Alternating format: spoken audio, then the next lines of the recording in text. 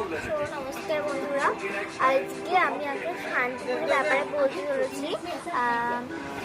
তো কালকে গেছিলাম আমরা শান্তিপুর, বাট শান্তিপুর সব থেকে জঘন্য জায়গা।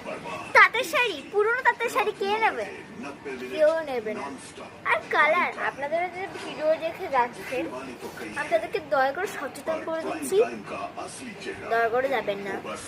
আর অনেকজন হয়তো ভাবেন আমি ব্যবসার কারণে একজনের ব্যবসা খারাপ হয়ে যাবে বলে বলছি, বাট না, হাটে না কিছু আছে, না আছে কোনো দোকানে, কিচ্ছু নেই। আর যেগুলো দেখাচ্ছে সেগুলোতে আপনারা এখন ফোন করছেন, কিন্তু সেখানে গিয়ে আপনাদের পড়তে হবে দায়।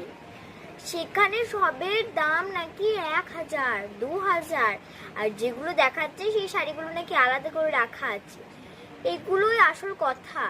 কারণ আমরা যে শাড়িগুলো দেখতে গেছিলাম, রংচাকে শাড়ি, সেগুলো একটাও পাইনি আমরা। এখানে সব জিনিস